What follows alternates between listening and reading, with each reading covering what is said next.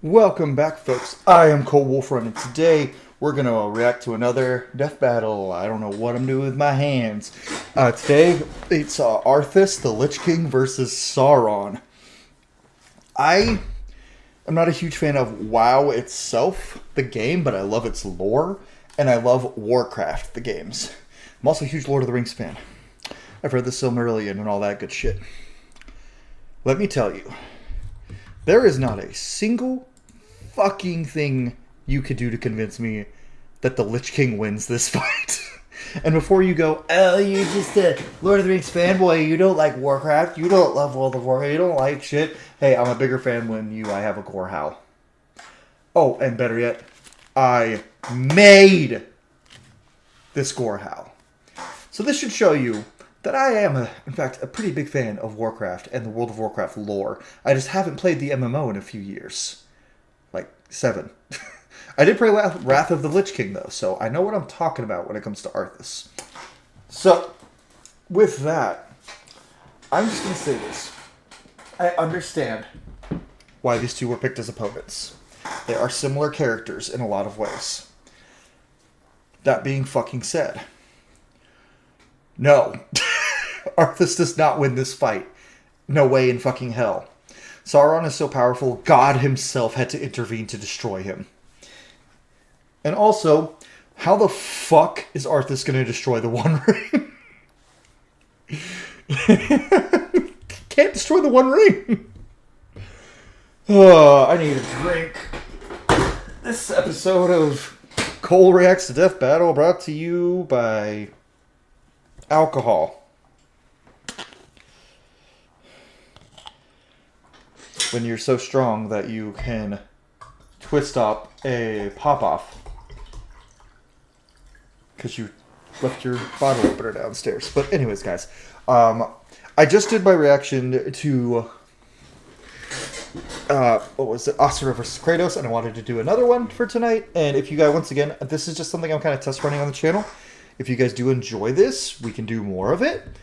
But for right now, let's just get into this episode. Let's watch as the Lich King gets his ass kicked by the Lord of the Rings. I fucking hope, at least. Rest in peace, Rooster Teeth. Sauron, the Lord of the Rings. Uh-huh. The Lich King, Warcraft's Lord. I'm an Arthas simp, man. Arthas is great. He ain't shit compared to... He ain't shit compared to Sauron, though. And it's our job to analyze their weapons, armor, and skills to find out who would win a death battle. Oh, another 3D one. Cool. Like I said, Within the I just want to clarify like where I stand on like death battle in general. I usually somewhat agree with their takes, like in the Kratos versus... Go watch my reaction to Kratos versus Asura. I explained a little bit more there, but I haven't watched death battle in a couple years, really. And even then, I was only watching ones that really popped out. And I don't know how I missed this one, but I did. timeless halls at the dawn. And as always, go watch this video on the Death Battle YouTube channel first, and then you can come back to this one after. Of creation, the supreme god Eru and his angelic Ainur created all of existence through a single harmonious song. One of these angels just had to be a rebel. Melkor ruined that harmony, giving the world its many, many imperfections, like Wiz. Then after messing up God's hit single and going rogue, Melkor took up a new name just to be even more metal. Morgoth. Morgoth's power was impressive, daunting. Several Maiar, essentially lower-ranked angels, joined him in his frightening conquest of the world he had helped create. Yeah. And the greatest of these followers was one obsessed with destroying all life in the pursuit of bringing about complete order. He used to be Myron, but under Morgoth's Uh-huh. reign, he became the one and only Sauron. They're getting it right. Okay, cool. Morgoth's forces, Sauron spent The name's thousands of Myron, Anatar, Gorthar. Oh, they even used Gorthar. Oh shit, they did the research for this one. Lord of the Rings, Dark Lord of Order, Necromancer, Lord of Gifts, the All-Seeing Eye, the Enemy. You forgot other titles named Halbrand. I'm kidding. I think this came out before Rings of Power anyway.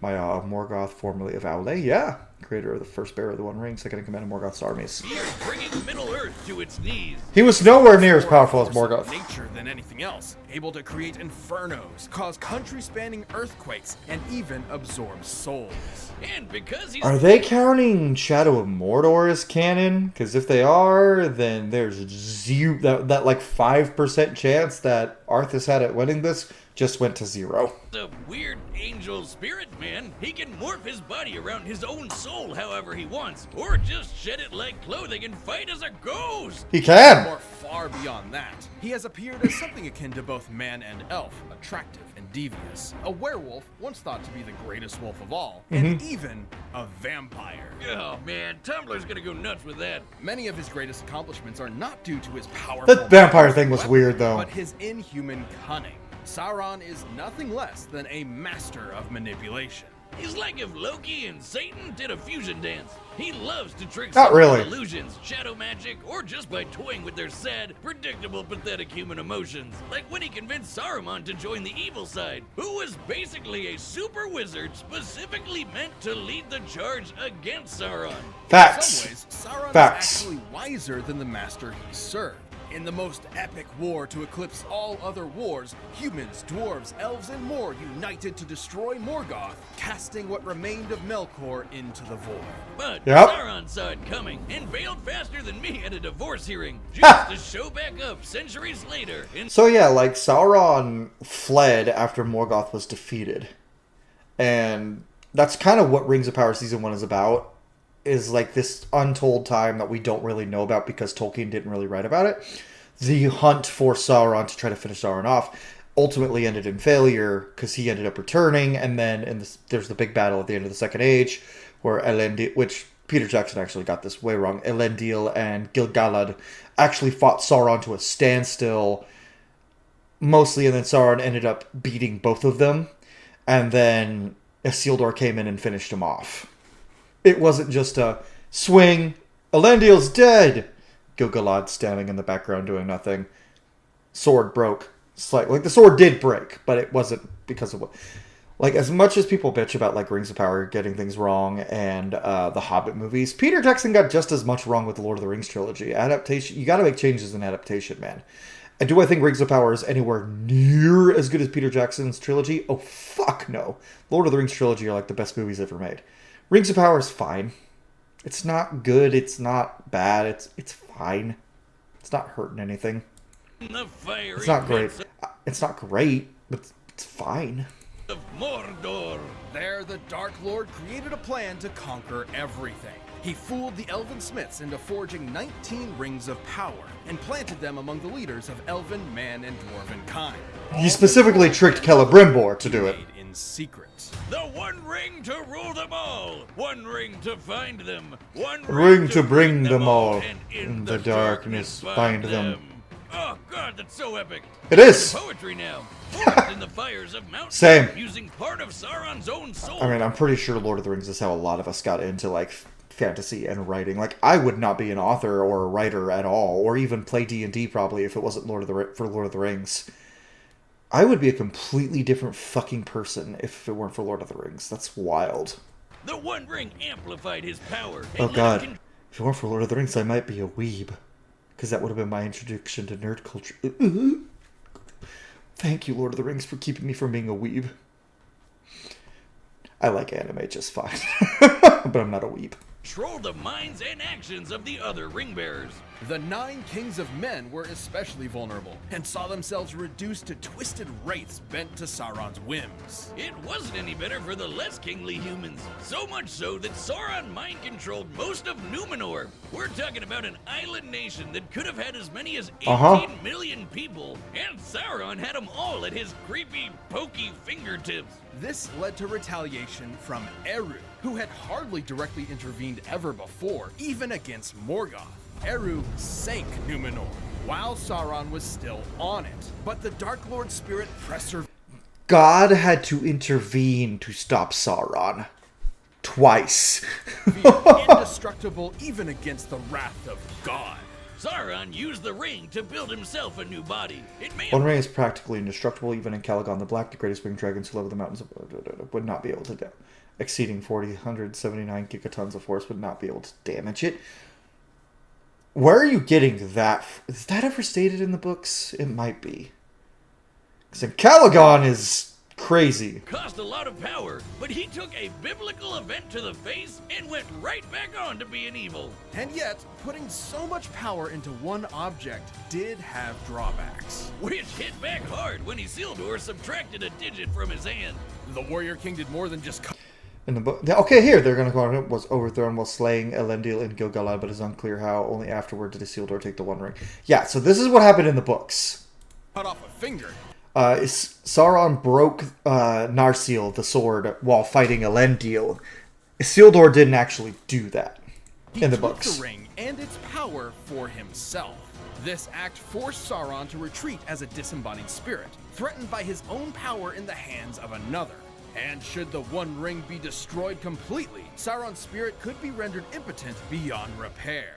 It isn't all bad, though. The ring can turn you invisible, create visions of impending doom, and has one hell of a defense mechanism. Yeah, who'd want to destroy it when it makes you want it? It has a will of its own, with promises whispered even the best of us can't refuse. The greatest poultry dinner ever, Boomstick. Bourbon, pecan, parmesan, turducken. It's Okay, so I've only seen the animated things a couple times, and from what I understand, they don't do this anymore because this is when they had the Rooster Teeth budget, and now they're like self-funded again, like they used to be. This is kind of fun, though. so precious. What did you just do? What? It sounded delicious. Well, ring or no ring, Sauron's a beast. He's swatted away armies of soldiers, interrupted Flight and levitation, immortality, body changes, longevity, despair form, psychic and illusory magic, shadow and flame magic, shape-shifting. How the fuck is Arthas gonna even compete with this? He shouldn't be able to, at all. What's he gonna do, send armies of undead at him?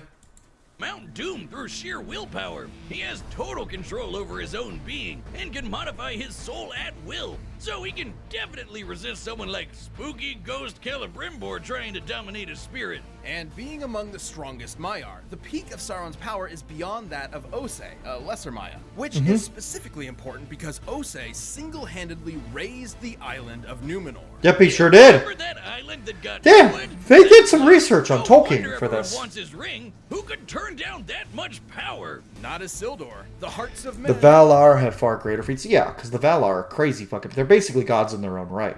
So, like, Maiar are like angels or demigods. Valar are like lesser gods. And then Eru is like tip-top god. And a lot of people say, well, the Valar aren't really gods. Yeah, they're fucking gods. They're minor gods, but they're still gods.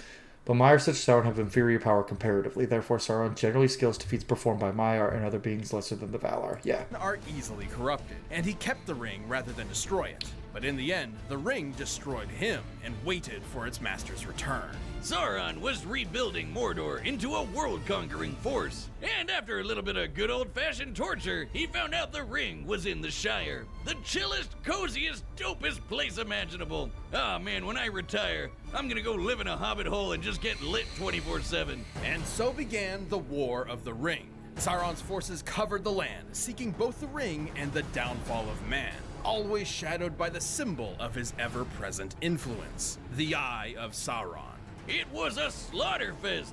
Middle-earth stood no chance. Everybody basically accepted death by orcs as inevitable. It was hopeless. Pretty much. The kingdoms of men would finally fall for good. Save for the Dark Lord's truest weakness. Sauron's cunning and stratagems were impressive, sure, but ultimately, he never truly understood the people of Middle-earth.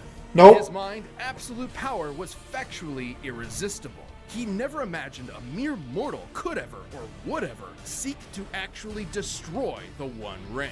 Against all odds and a whole lot of walking, Sauron was defeated. Not by the whole lot of walking. or the armies of Middle-earth, but by the most unlikely creature imaginable. Elijah Wood. Yet, even as a formless Stole my shadow, joke. his legacy remains one of domination, treachery, and most of all, fear. Are you sure you didn't mean Daniel Radcliffe? Fucking BoJack Horseman joke. Actually, it was Daniel Radcliffe. for the being that represents, and I Actually, I think Elijah Wood kept the ring because, you know, he hasn't aged since he filmed Lord of the Rings. I'm just saying. quote, as near an approach to the holy evil And then there's Viggo Mortensen, who just is aging like fine wine. Like, the dude's hot. will as is possible. Okay. This episode of Death Battle. Nope. Nope. You get out of here with your bullshit ads. Off your first box. Boxofawesome.com. On the distant planet of Draenor, destruction was imminent. The orc shaman Ner'zhul prepared a spell with his followers to tear the planet. Now, to I will say I don't know as much about Warcraft lore as I do Tolkien, but I do know quite a bit, and I really like Warcraft's orc lore, like early lore specifically. Like I made fucking Gorehowl. Like, of course I like the orc lore. So I may not be as much of an authority to like say if they got things right, because for the most part, I don't think there was a couple things that were like slightly like maybe not, but that's a little bit of a stretch. But they got mostly everything right when talking about Sauron. Let's see how they do here. And like I said, I am not as much of a like lore nerd about Warcraft as I am Lord of the Rings. I love Warcraft, but we'll see. Sunder, all to escape the fury of the demon lord Kil'jaeden. But when Ner'zhul waltzed through the portal, Kil'jaeden was right there waiting for him. Ner'zhul was forced to serve Kil'jaeden's will to ravage another world, Azeroth. Thus, he was transformed into the first Lich King. Yeah. This Lord of the Dead was sent to the continent of Northrend, but Kil'jaeden had one more twist for poor Zul. His body was gone, leaving just his spirit, which was bound to a set of armor sealed within a prison of magical ice. Man, this guy can't catch a break. Armor looks sick, though. He's gonna possess me if I put that on, huh? From his frozen prison, the Lich King would begin his conquest, conjuring an unstoppable plague of undeath. Soon, this would threaten the lives of the kingdom of Lordaeron. Okay, so that was a lot, but here's where our main... Arthas! Lordaeron's crown prince and holy knight, Arthas Menethil. Yeah, his name does kind of sound like something your doctor would give you for fungus, but hey, no. Arthas was a badass. At 19 years old, he was considered one of the best swordsmen in the world. Even though he mostly just uses a hammer for the whole game. Like, he uses a big-ass hammer, but then they keep talking about in Warcraft, they're like, oh, the mighty swordsman, Lord Arthas. And it's like, use a sword, Arthas. And then he does start using a sword. He starts using a really cool sword. One of the coolest design swords in fiction. Yeah, Frostmourne. Yeah, it's a real cool sword. And had mastered nearly every weapon he could. Big hammer! Such a skilled warrior as its prince, Lordaeron was already severely pressured by a war with an orcish horde, so a zombie plague was the last thing Arthas needed. Compounding this even further, Ner'zhul managed to break free of Kil'jaeden's power, and turned his attention toward creating a champion to lead his ever-growing scourge. Naturally, he chose Arthas, who was a stressed-out mess, to the point where he tried to stop the plague by killing everyone in his own city. Holy shit! Jesus, he was yeah. totally losing it. So hearing a creepy voice in his head really didn't help. Long story short, in his efforts to protect his realm, Arthas discovered a rune blade and Yeah, there it is. This was the fearsome Frostmourne. Surprise! It's the source of the Lich King's power. He was stealing souls and storing them within the blade. With this new ice-cold cleaver in hand, Arthas lost his soul and got a Death Knight makeover. And so the former hero of light would lead the very scourge he previously fought. And in time, Arthas would don the armor for himself, giving the Lich King a new, ultimate power. Walking! Everything the Lich King had done up until this point. A lot of walking jokes this episode. It's like walking's an important thing. Something most people need to do. Block of ice. And this new Sauronite armor, Saronite armor is the best. Like That had to be intentional, right? That had to be intentional by Blizzard. Right? They had to know what they were doing. Oh, it's not, especially because the Lich King's armor looks so much like Sauron's armor. What is it doing stuck in ice all this time when it's made of old god blood and self-repairs? Screw you, blacksmith! You're never taking my hard-earned gold! I'll never have to get naked and die again! By donning this dark helm, Ner'zhul and Arthas fused to Okay, Frostmourne reaps and corrupts souls, can wound souls. Oh!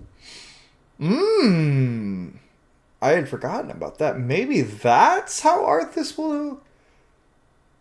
Huh, because Sauron's never had to fight anyone who could directly harm his soul.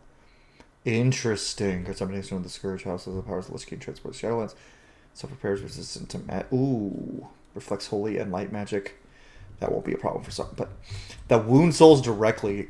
Ooh, that might be how Arthas has a chance. I don't think he has a chance still, though.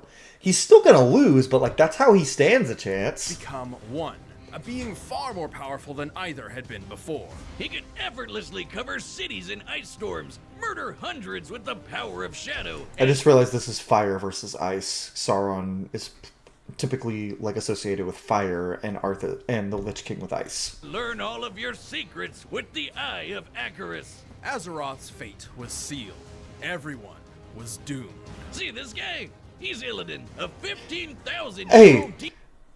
So far we're 2 for 2 for Liam O'Brien voiced characters showing up in these reactions. Demon Hunter with a bit of a chip on his shoulder. As a Death Knight, Arthas could take him down, even after fighting through a massive army to get to him. Against this new Lich King, Illidan never stood a chance. This is important because Illidan had absorbed the power of Gul'dan, an orc warlock who, alongside his followers, raised the Broken Isles out of the sea, a massively powerful feat of magic. A mortal guy beat him up is a big deal. Just imagine how kick-ass he'd be in full control of the undying Lich King powers. Oh wait, we don't have to. Ner'zhul may have pulled Arthas' strings up until this point, but he had made a drastic miscalculation. Within the mind of the Lich King, Arthas battled Ner'zhul for control and won. The power of Frostborn, Hell yeah. the scourge of undeath itself, was now under the command of Arthas. And by this point, he was just done. Like, with everything. We've all had one of those days, right? Where you see all of humanity is so pathetic they can only be saved by just killing them all, so you rip out your heart.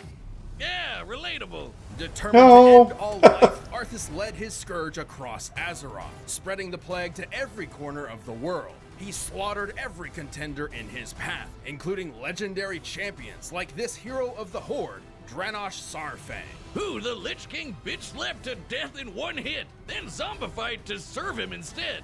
Man, that didn't go well. The Lich King seemed unstoppable. Only one thing could take him down. A 25-man raid team of the best MMO had protagonists. to offer. And that one guy who was just there because he was friends with somebody, but damn, he sucked. With these, heroes triumphant, the Paladin Tyrion shattered Frostmourne with an equally legendary blade, ending the Lich King's vile reign. But the Scourge doesn't work on Phantom Menace battle droid rules, so there must always be a Lich King to keep the relentless undead in check. Yet no Lich King before or since ever matched the terror and malice Arthas brought to Azeroth. Without a doubt, one of the most terrifying kings to ever conquer the world of Warcraft. So it's basically like, can Sauron destroy Frostborn? Is my question. I would think he can. He's definitely vastly more powerful than Arthas, but there's no way Arthas wins this still. Possibilities. It's time for an undeath battle! Pause. So, I'm still standing by, even though I do think, after watching that, Arthas definitely has some tricks up his sleeve that Sauron is not used to at all.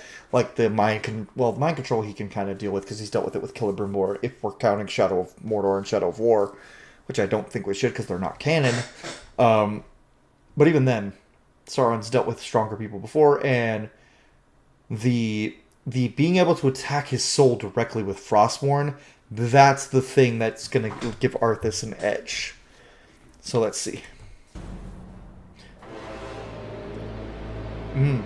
Oh, Sauron's going to fight him. Sauron came to his house. Okay.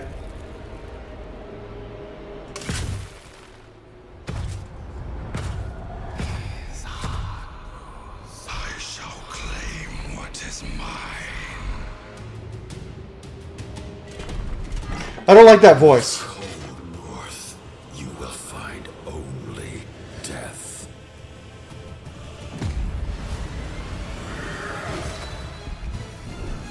Sauron looks so much cooler.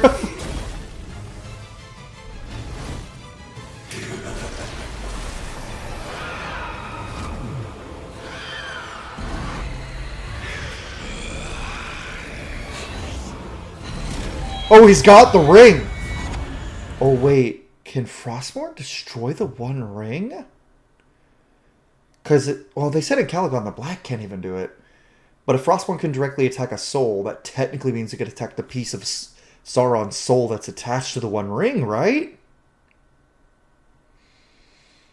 I'm also just trying to give, like, points that Arthas could possibly win, even though I want Sauron to win, and I think Sauron's going to win, and my vote is that Sauron's going to win. But I really like the Lich King in Arthas. He's cool.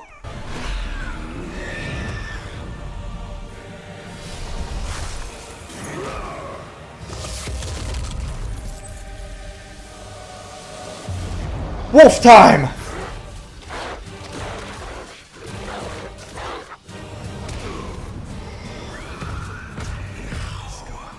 I'll tear out your heart. You will find nothing. Oh, that was a cool line.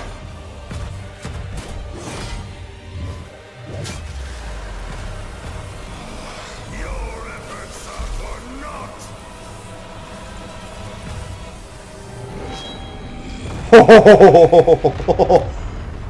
Oh, fire and a...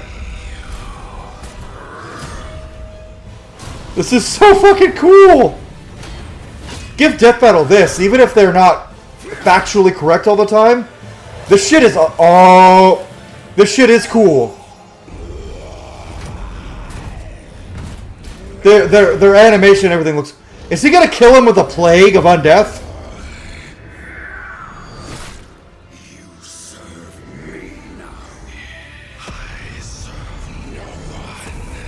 Except Morgoth.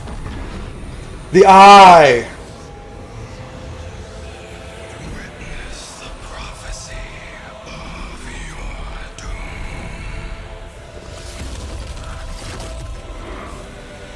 Oh, right, he has an eye too. Nothing but lies.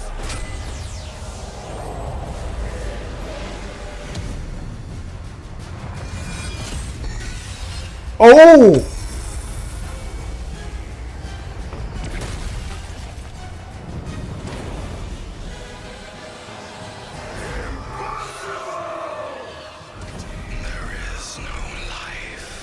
In the void. Oh, only death. Okay, this one was way cooler than the other one.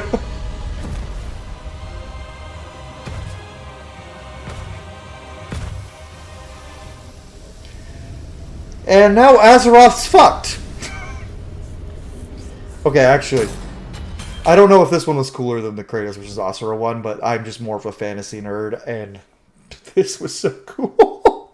But yeah, I knew that Sauron was absolutely winning this fight. There's no way. Arthas stood no fucking chance. Yo! Well, if he wasn't all-powerful before, look out for supercharged Sauron now. Despite the Lich King's impressive power, Sauron's might was absolute.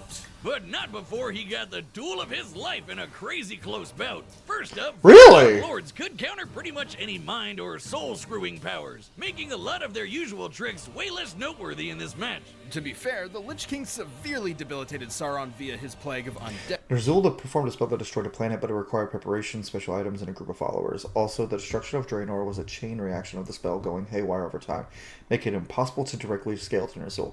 Yeah, that makes sense.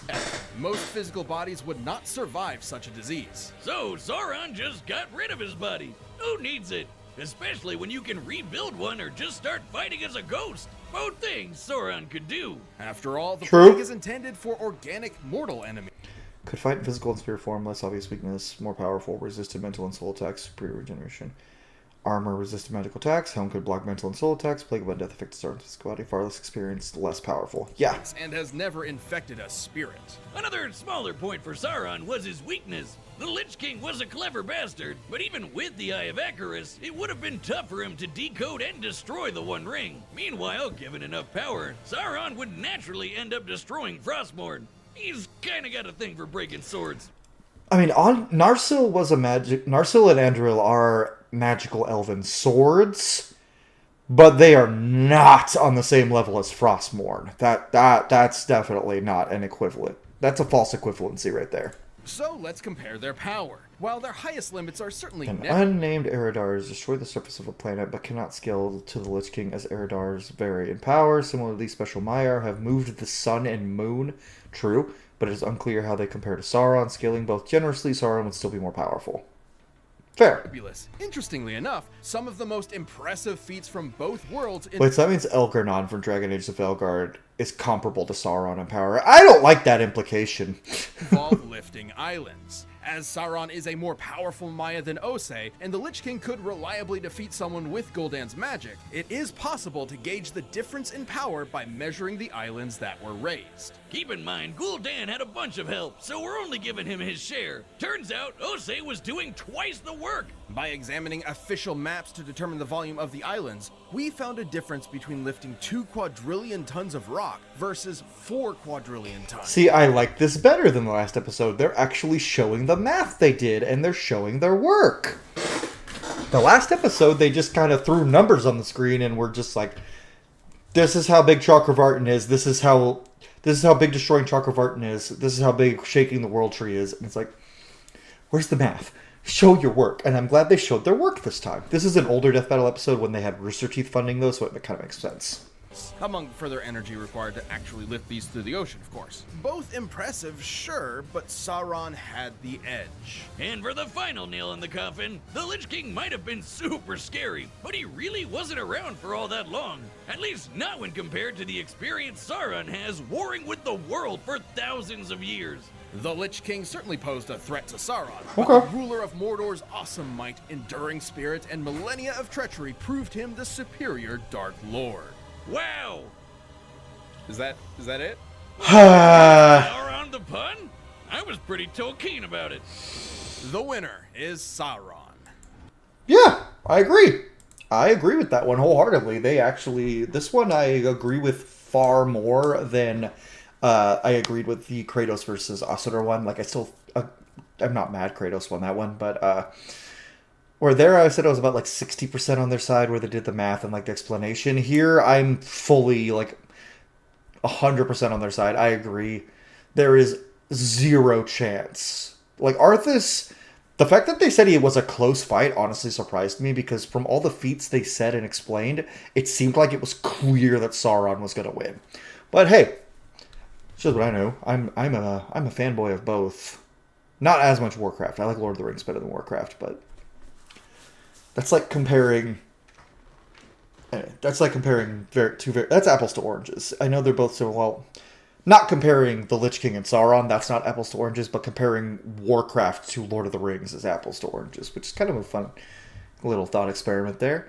Anyways, guys, if you enjoyed this video, leave a like. I don't normally do reaction content, but I just thought this would be kind of fun. I'm going to do like 3 of these, I think, total. I'm just going to pick some that I haven't seen before and do 3 of them, see if you guys like them. And if you guys like them, we can do more, and like we can even do more content like this in general. This is not going to be my main focus content on the channel, though. Do not worry. I'm still focusing on TTRPG and Let's Play content and streaming video games. I'm still focusing on gaming content, both D&D, TTRPG, and like video games, mostly RPGs.